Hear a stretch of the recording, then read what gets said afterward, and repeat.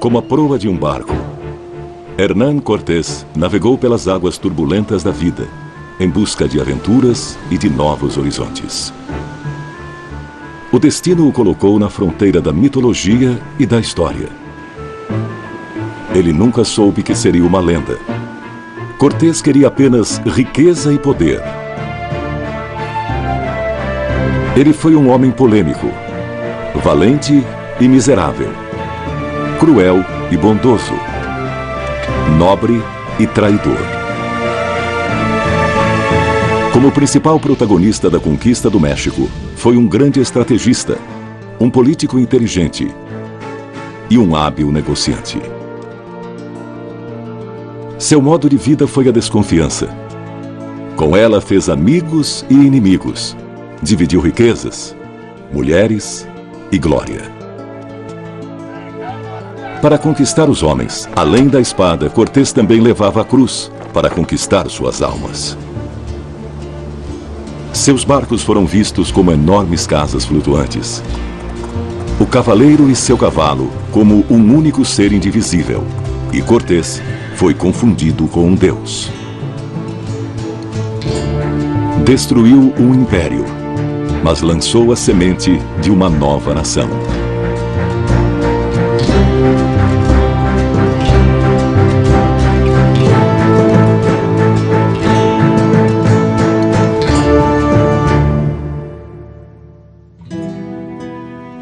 Hernán Cortés nasceu em Extremadura, na Espanha. Veio à luz 7 anos antes de Colombo descobrir o Novo Mundo. A Espanha, onde Cortés passou sua infância e a juventude, passava pelo momento mais importante do século. Os reis católicos Fernando e Isabel tinham expulsado os mouros da Espanha e descoberto um novo mundo.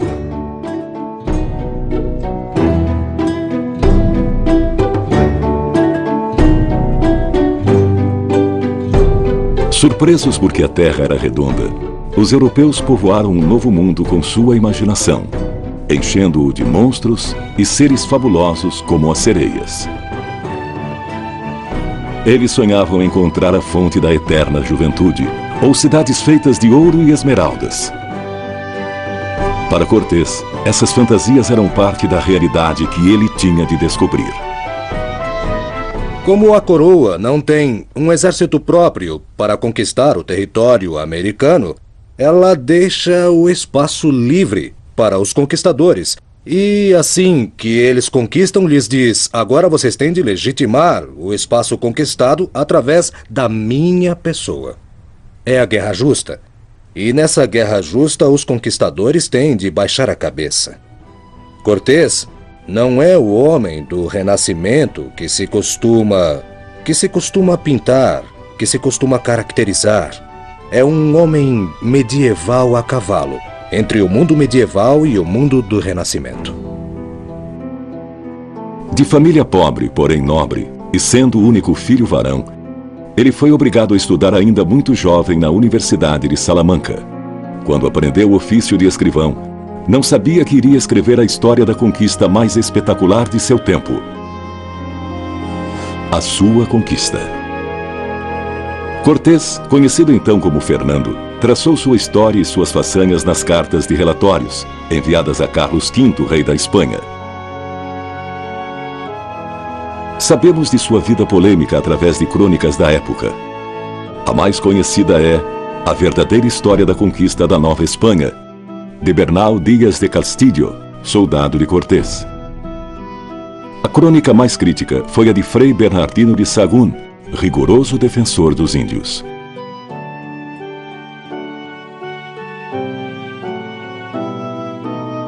Naquela época, existiam 2 grandes poderes, a religião e a monarquia. O poder da igreja e uma fé dogmática faziam dos espanhóis, que chamavam a si mesmos de cristãos, homens tementes a Deus, dispostos a matar em seu nome. Em nome de Deus se justifica tudo. Até amanhã, se Deus quiser. Não é? E a igreja era muito poderosa, e então, na Espanha, também existia a Inquisição, não é mesmo? Cortés foi leal ao rei e fiel a Deus. Sua fraqueza foram as mulheres. Era um Dom Juan incorrigível, perseguido por pais ofendidos e maridos despeitados. Aos 19 anos, embarcou em busca de riqueza e poder rumo ao novo mundo, que ainda não se chamava América. Assim, sem saber, ele deu início àquela que seria a maior epopeia de seu tempo. Cortés não viaja diretamente de Extremadura para a conquista da Nova Espanha. Cortés, como todos os conquistadores, viaja ao Caribe e no Caribe se adapta. E o que isso quer dizer? Na verdade, eles se adaptam à geografia, se adaptam à temperatura, mas se adaptam também a todas as doenças. Mas não se adaptam somente em nível geográfico e imunológico, mas também se adaptam às relações de poder e às relações com as comunidades étnicas originárias do continente americano. Ao chegar a Santo Domingo, Cortés exerce a função de escrivão e se inicia como criador de gado, até que Diego Velázquez, futuro sócio e inimigo de Cortés, o convida a participar da conquista de Cuba. Depois de conquistar Cuba, tanto o governador Diego Velázquez quanto os conquistadores que o tinham acompanhado sonhavam conquistar um lugar que fosse maior, mais rico, onde eles pudessem finalmente ter acesso a essa vida de ócio e riquezas que acreditavam merecer, depois de terem matado tantos infiéis. E foi essa exatamente a possibilidade que se descortinou com o descobrimento de Yucatán e com as notícias que começaram a chegar sobre a existência de uma terra muito rica, cheia de cidades e, sobretudo, cheia de índios e de ouro. Diego Velázquez já tinha enviado sem êxito 2 expedições a Yucatán, a última dada como perdida. Para ir à sua procura, designou Hernán Cortés, embora já houvesse se indisposto com ele. Como Cortés era um dos conquistadores mais ambiciosos em Cuba e também um possível rival de Diego Velázquez, deve ter-lhe parecido conveniente enviar seu rival a um lugar onde, quem sabe, ele não o atrapalhasse tanto, porque já tinha tido vários desentendimentos com ele. Durante os preparativos da viagem, confirma-se a notícia que, além das ilhas, fica o reino mais rico jamais encontrado. Vamos com esse carregamento! Cortés imediatamente sabe o que tem de fazer: conquistar esse reino. Essas expedições geralmente eram financiadas por capitais genoveses, por capitais flamengos, por capitalistas, no sentido real da palavra, que apostavam suas economias, seus capitais, para obter, obviamente, um lucro. Era um investimento como qualquer empresa, por isso chamavam-se empresas americanas, as empresas de conquista. Cortés, durante seus 9 anos em Cuba, juntou uma boa fortuna e a investiu inteiramente na empresa. Comprou barcos, alimentos, pólvora, armas e cavalos. Seu investimento foi tão grande que ultrapassou em muito de Velázquez, seu sócio, que ao tomar conhecimento, aborreceu-se tanto que ameaçou deter a expedição. Diante da ameaça de Velázquez, Cortés zarpa.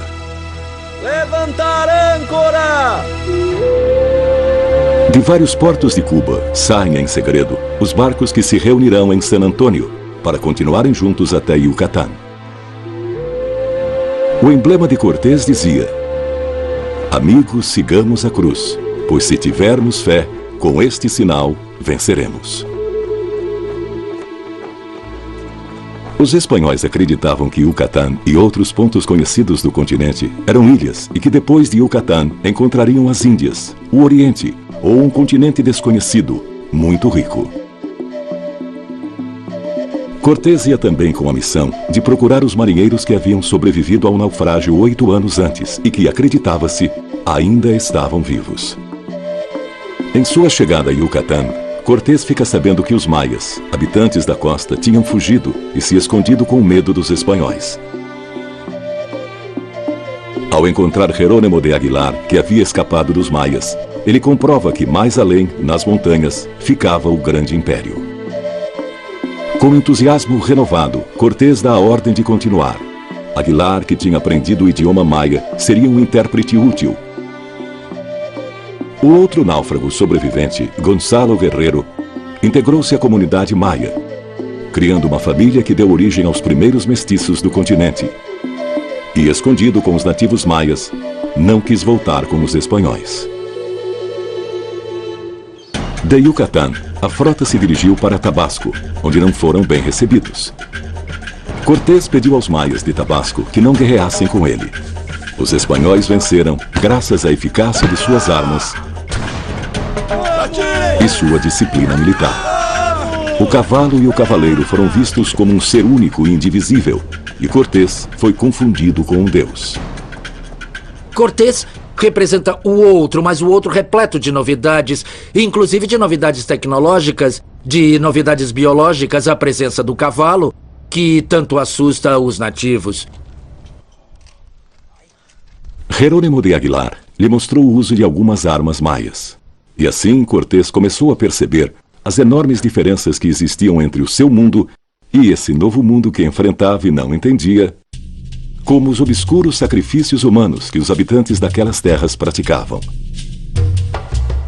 Ele não podia conceber que matassem um homem para retirar seu coração e oferecê-lo palpitante a seus deuses, somente pela esperança de um novo amanhecer. Outro costume era oferecer um tributo como reconhecimento de sua derrota. Eles lhes deram 20 mulheres para que os servissem. Entre elas estava Malinali, que seria batizada como Marina e chamada por todos de Malinche. Essa mulher de grande caráter e beleza exótica chegaria a ser um personagem-chave na conquista do México. Através do batismo, os espanhóis converteram as mulheres ao cristianismo para que deixassem de ser infiéis e pudessem se relacionar com elas. Cortés as repartiu com sua gente sem tomar nenhuma para si. Com esse gesto, soube que, premiando seus homens com justiça e desinteresse, obtinha sua confiança. Mas ainda não sabia que, sendo cruel e desumano, conquistaria seu temor e respeito. Após a primeira vitória e a confirmação da existência do grande Império Azteca, com as 20 mulheres a bordo, sem saber direito para onde se dirigia, Cortés continuou sua viagem. Mas existia alguém que sabia que ele e suas tropas se aproximavam implacáveis. Montezuma, o soberano do grande Império Azteca, estava a par de cada passo que davam, informado por sua rede de mensageiros que percorriam todo o território levando notícias. Desse lado do mundo ainda desconhecido para os espanhóis, existia um grande território ocupado por muitas culturas, cada uma com seus próprios costumes, idioma, economia e fronteiras, quase todas subjugadas pelos astecas, também chamados mexicas. Uma sociedade guerreira por excelência, que mantinha sua supremacia a partir de Tenochtitlán pelo poder das armas e o terror da morte. Cortés deveria enfrentá-los e teria que fazer alianças para conseguir o seu objetivo.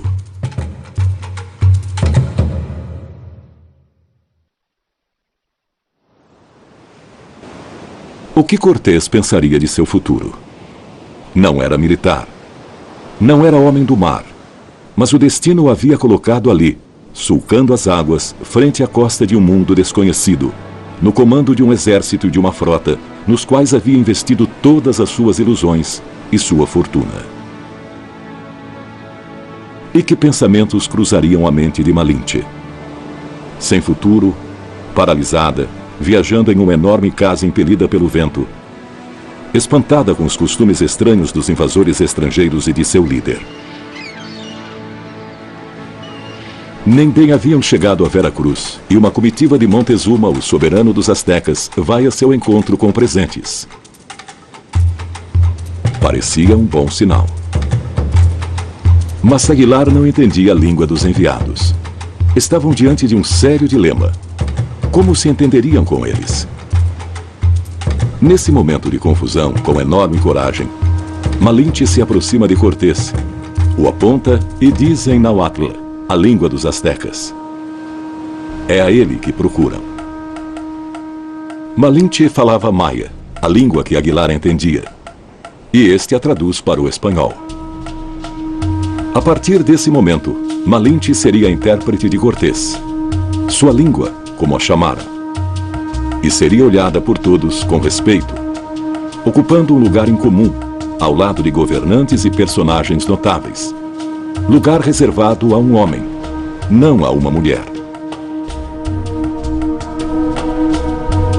Cortés, com muita astúcia e diplomacia, permite que lhe coloquem algumas das prendas que traziam de presente, apesar do espanto e possivelmente do medo que sentia.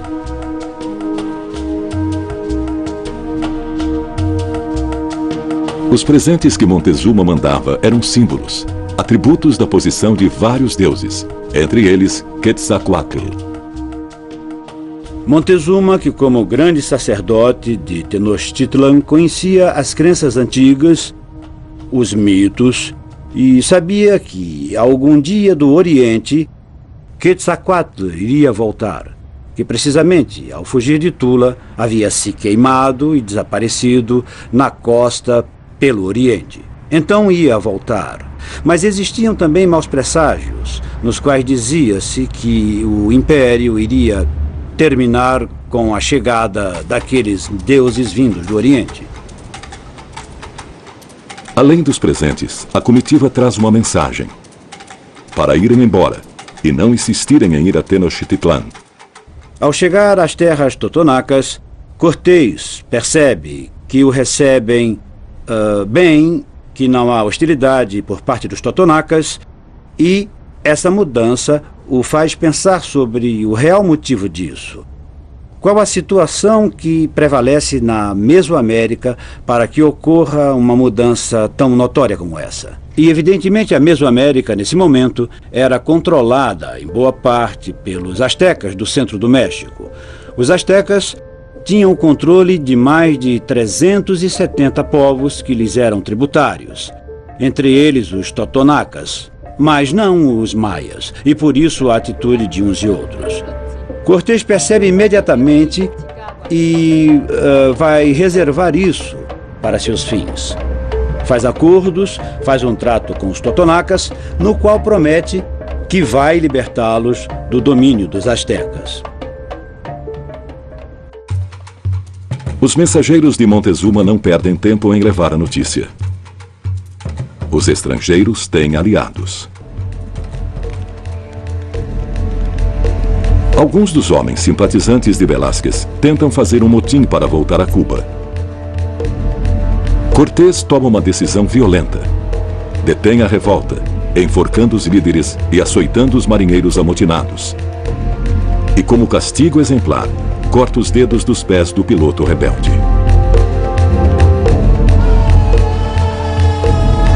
Para obter o controle absoluto de suas tropas, mandou afundar suas naus. No entanto, conta a lenda, ele as queimou. Assim, subitamente aos 34 anos, Cortés deixa de ser o aventureiro romântico para se transformar no grande conquistador.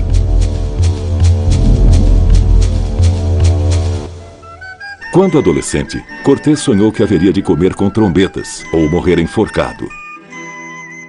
Sonho premonitório de uma vida cheia de controvérsias.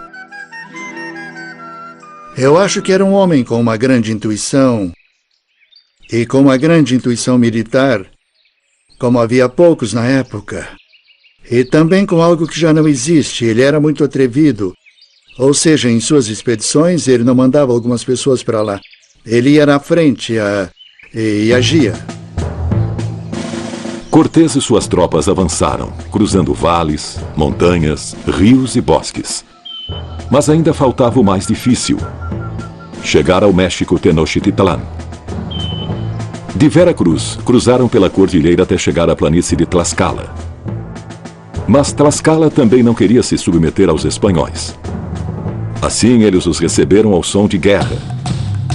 Cortés os convocou antes da batalha a submeterem-se a seu Deus e a seu rei, mas não foi ouvido. Os tlaxcaltecas eram em maior número que os espanhóis. Morreram milhares deles. 55 soldados espanhóis e um cavalo.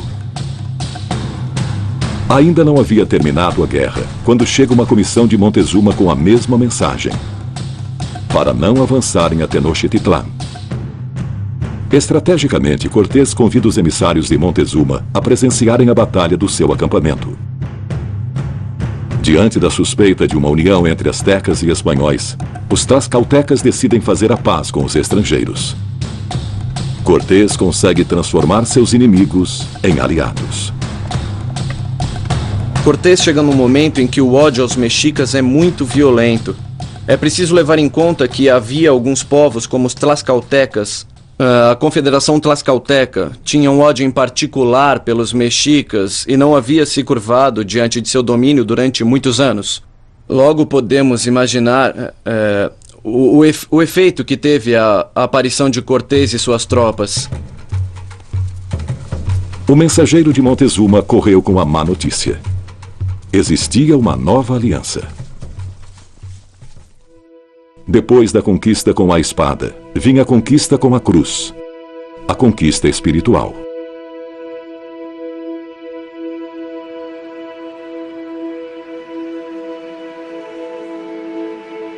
Quatro senhores principais de Tlaxcala aceitaram a fé cristã. Outros levaram suas filhas como presente. O próprio Xicotencatl, soberano de Tlaxcala, entregou sua filha a Cortés, dizendo: para que sejam vossas mulheres e que tenham sucessão. Com grande intuição, Xicotencatl soube que a mestiçagem era inevitável. A semente que germinaria criando uma nova nação já estava em terra fértil.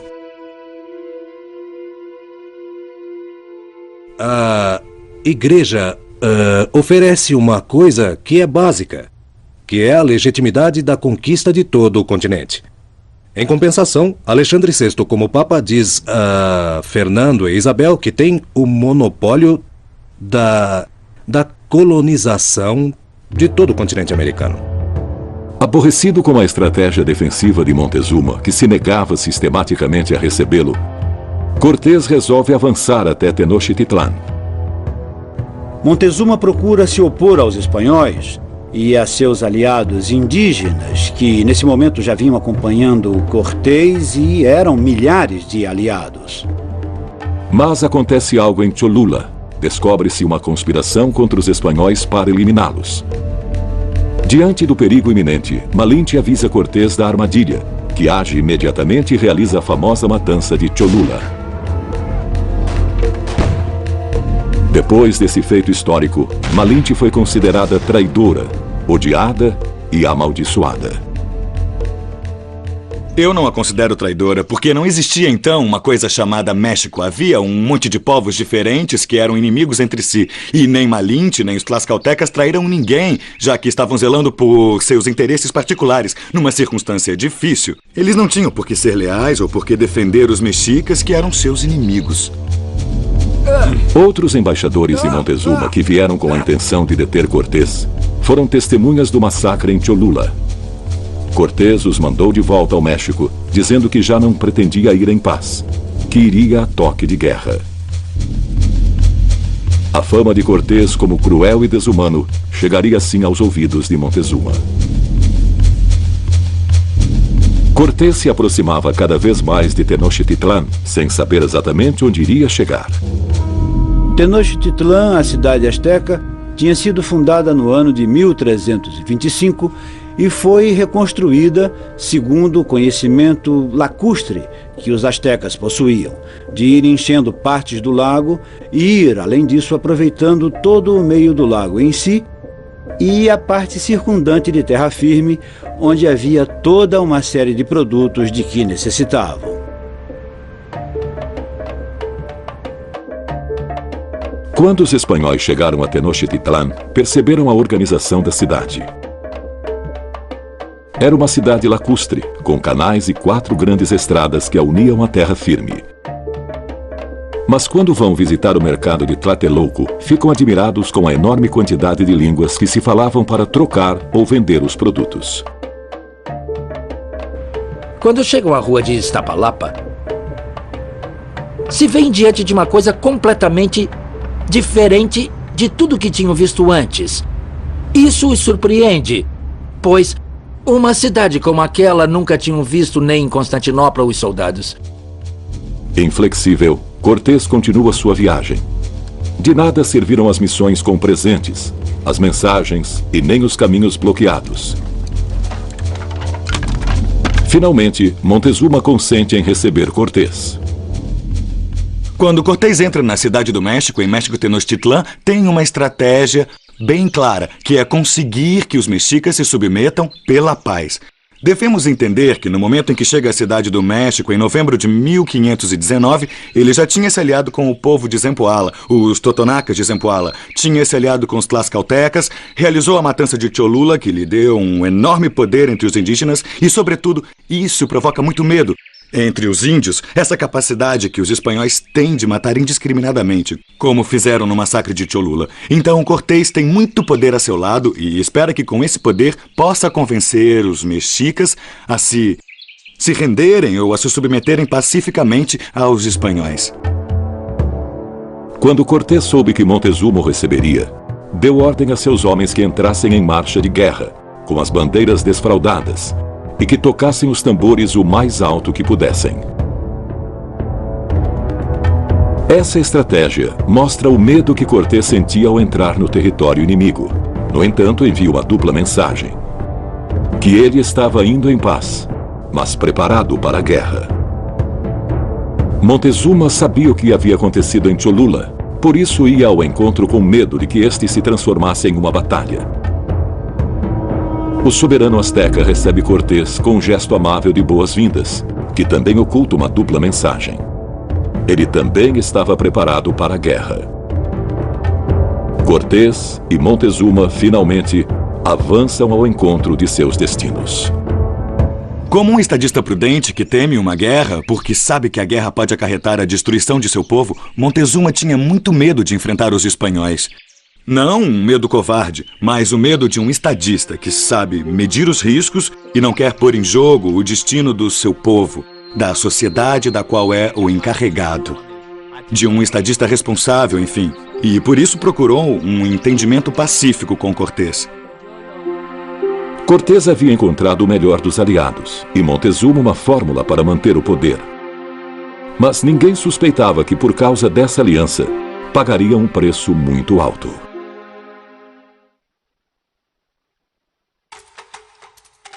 Cortés sentia-se seguro do que havia alcançado, quando o mensageiro tlaxcalteca lhe traz más notícias de Veracruz. Durante o incidente violento com os cobradores de impostos de Montezuma, morreram 6 espanhóis. Cortés aproveita esse fato para dar um golpe de estado. Acusa Montezuma de traição e o faz prisioneiro em seu próprio palácio. Assim, Cortés assume todo o poder. Mais uma vez, Cortés teve a oportunidade de mostrar seu poder. Exigiu que lhe entregassem os assassinos para queimá-los vivos e, fazendo jus ao seu gênio guerreiro, usou as armas dos arsenais de Montezuma para fazer a fogueira. Com Montezuma preso, o povo queria um novo governante. Montezuma procurou a ajuda de Cortés para manter sua liderança. Cortés, que já havia conseguido a vitória sem derramar sangue, decidiu apoiá-lo. Juntos, convocaram os chefes dos rebeldes e, quando chegaram à sua presença, eles os prenderam. A notícia correu. Montezuma continuava sendo o soberano asteca. Montezuma e os caciques leais a ele juraram submissão à Igreja Católica e a Carlos V. A única coisa que Cortés pode fazer é controlar o território, conquistá-lo, situá-lo e entregá-lo ao rei. Porque a conquista não é feita em função de seu poder. Ele tem o domínio da tropa, ele tem o domínio do exército, mas a legitimidade da conquista é do rei. Cortés acreditou ter triunfado e começou a dar ordens. Proibiu os sacrifícios humanos. Entretanto, os soldados roubavam todo o ouro que encontravam no caminho. Então Cortés decretou as primeiras leis de ordem social. Uma delas proibia as trocas e os roubos, mas para não serem descobertos, os soldados fundiam ouro em placas que se moldavam ao corpo para poder levá-lo consigo, dia e noite, já que também roubavam uns aos outros.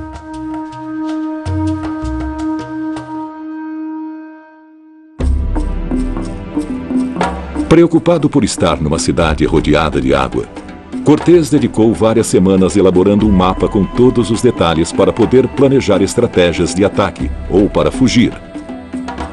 Nesse desenho, vê-se o centro de Tenochtitlan, com seu templo e as estradas importantes. Esse mapa ficaria famoso por ser o primeiro que se conhece do México.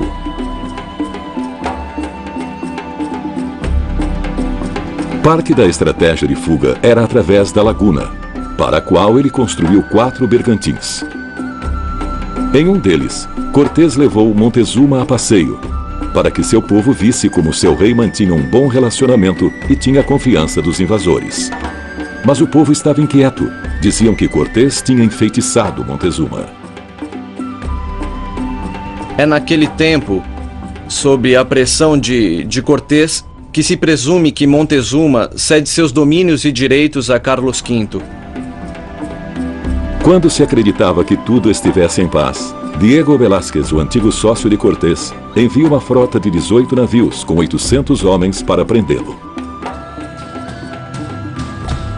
Imediatamente, Cortés viaja para enfrentar a ameaça, deixando em Tenochtitlan seu homem de maior confiança, Pedro de Alvarado, que, em sua ausência, dá ordens para matar os participantes de uma cerimônia asteca no templo principal. Desde a Guerra de Reconquista na Península Ibérica, matar inimigos da fé, de preferência em frente a seu templo ou dentro de seu templo, era considerado uma ação digna dos guerreiros cristãos. Pedro de Alvarado justifica sua ação. Baseando-se no boato de uma possível conspiração contra os espanhóis e querendo imitar Cortés, ordena a matança. E tem início as ações bélicas. Sabemos como ocorre todo esse processo histórico, como segue a matança do templo principal por Alvarado e, finalmente, como Montezuma, prisioneiro, vai morrer. A morte de Montezuma mudaria o destino da conquista. Sua morte, como a de muitos outros governantes, ainda é um mistério.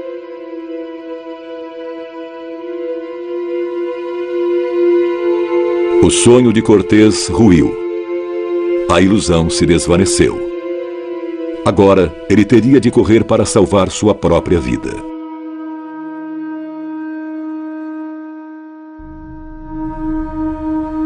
Nessa mesma noite, os espanhóis e os aliados que ainda os acompanhavam iniciaram o êxodo.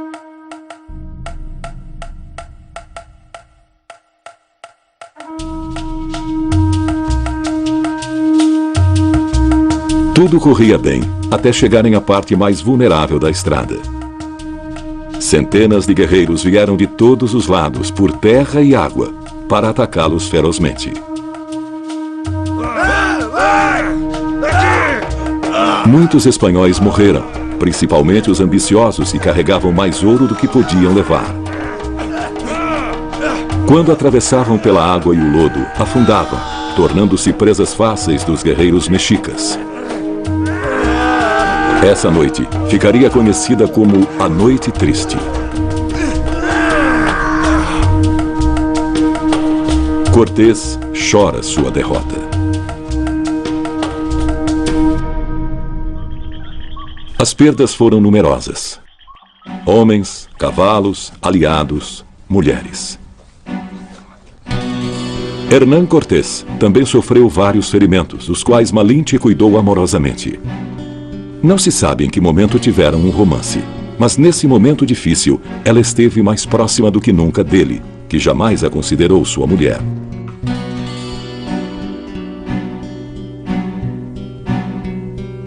De repente, os astecas começaram a morrer. O conquistador não sabia que havia deixado montada a arma mais poderosa e mortífera de que dispunha: a varíola.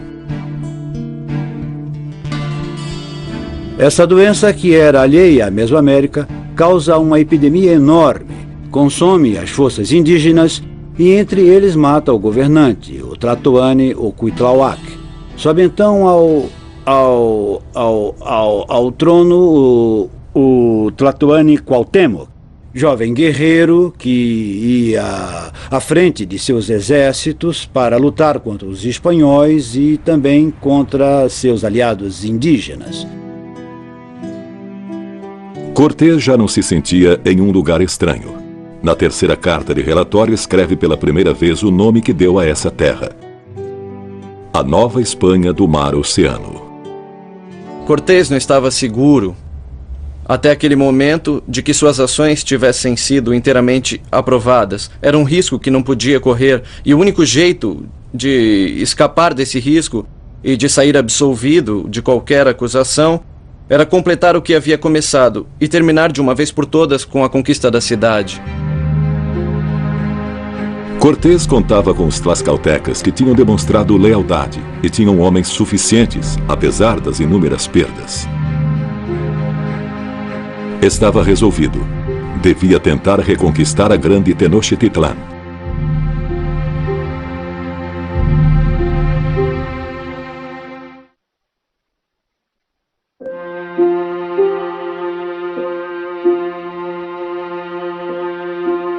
Para vencer os astecas, a estratégia era sitiar a cidade pelas estradas de acesso, mas principalmente pelo lago.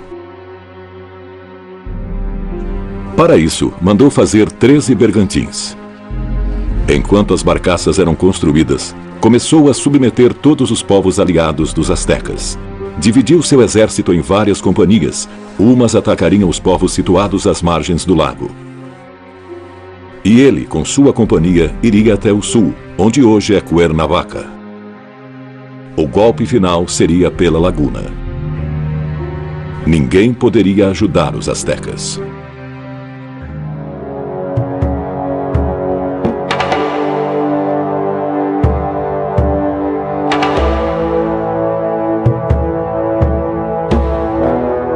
Toda a comunicação foi cortada. Os bergantins navegaram implacáveis pela laguna. Ante a investida dos barcos, as canoas astecas afundavam facilmente, uma a uma, como nos conta Bernal Díaz del Castillo.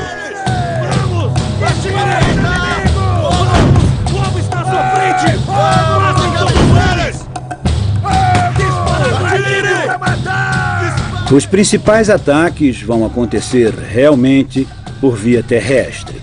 Conforme vão avançando, palmo a palmo, conforme vão tomando passo a passo a cidade, cortam a água que vinha desde Chapultepec por aquedutos e, dessa forma, a cidade começa a ser castigada pela fome, pela falta d'água e pelo elemento bélico da guerra em si. Mencionam como os combates eram terríveis, inclusive Cortés, em uma ou duas ocasiões, esteve a ponto de ser capturado. Lembremos que a tática indígena era capturar o prisioneiro para oferecê-lo aos deuses, para oferecê-lo em sacrifício.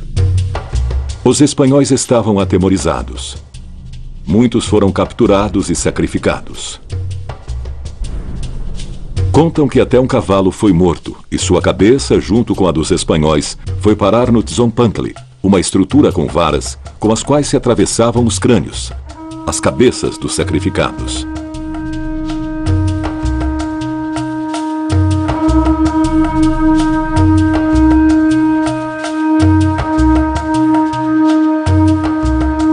Mas foram os astecas que mais morreram, famintos, sedentos e doentes de varíola.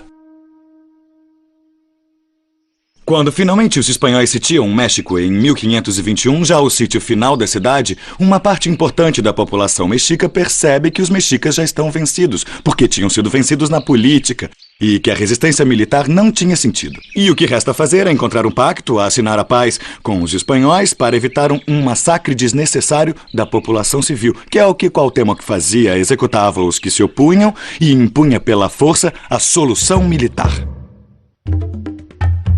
Cuauhtémoc tentou fugir para manter o império de fora, mas foi preso. Essa captura marca o fim da guerra. Os combates terminam. A cidade está totalmente destruída. As fontes de água da cidade foram obstruídas ou não são potáveis. Todo o terreno está cheio de cadáveres insepultos. Muita gente foge da cidade. Os poucos habitantes que sobrevivem ao cerco o fazem fugindo da situação para os povoados ribeirinhos, alimentando-se do que encontram. É uma situação realmente trágica. Os próprios espanhóis não podem viver nesse lugar, nas condições em que se encontra. E é por isso que, pelo menos temporariamente, o acampamento e as unidades de Cortés se assentam em Coyoacán. Gómara, o historiador que foi capelão de Cortés, escreveu: Hernán Cortés ganhou o México Tenochtitlan na terça-feira, 13 de agosto de 1521. O depoimento de Cortés diz: no dia da prisão de Cuauhtémoc e da tomada da cidade, fomos para o acampamento dando graças a Nosso Senhor pela graça tão especial e por tão desejada vitória. O testemunho de Bernal Díaz del Castillo é mais dramático. Choveu e relampejou naquela tarde até a meia-noite muito mais água que de outras vezes. A visão dos astecas ficou descrita neste poema. E tudo isso aconteceu conosco. Nós o vimos. Nós o admiramos. Com essa lamentada e triste sorte, nos encontramos angustiados. Pelos caminhos jazem dardos quebrados. Cabelos estão espalhados. Destelhadas estão as casas. Incandescentes estão seus ninhos. Vermes pululam pelas ruas e praças, e nas paredes estão salpicados os miolos. Vermelhas estão as águas. Estão como que tingidas, e quando bebemos, é como se bebêssemos água de salitre.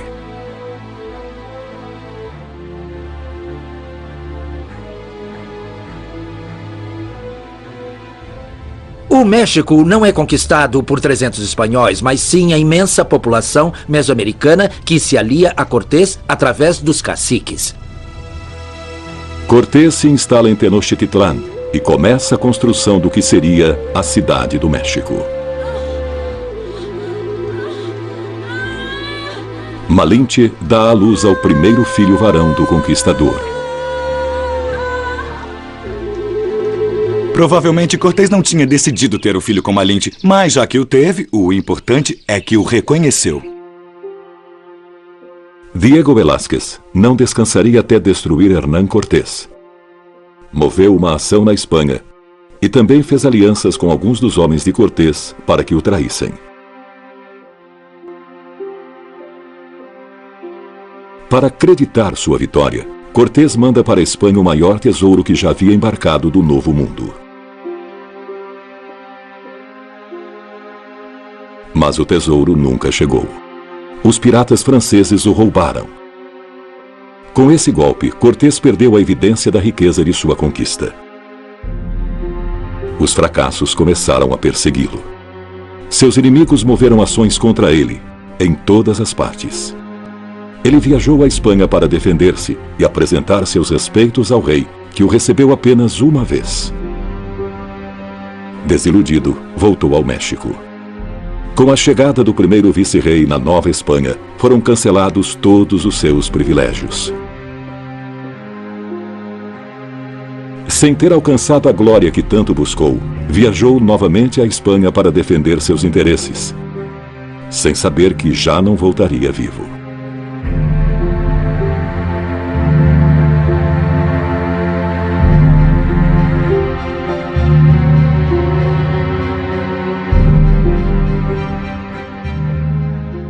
No processo de residência, uma das acusações feitas contra ele é que ele não quis demolir os templos nativos. Foram os frades, foram os religiosos que ordenaram a destruição de tudo aquilo que pudesse lembrar a idolatria.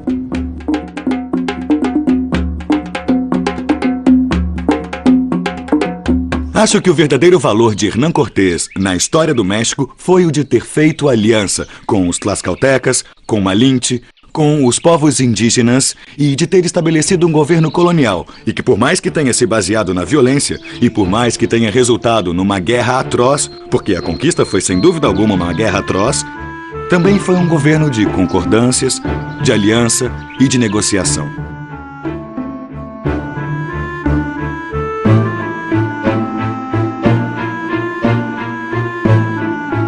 Hernán Cortés alcançou enormes triunfos e suportou grandes fracassos.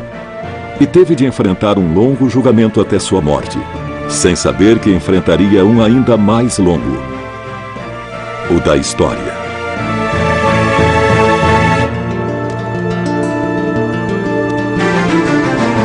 Versão brasileira Álamo.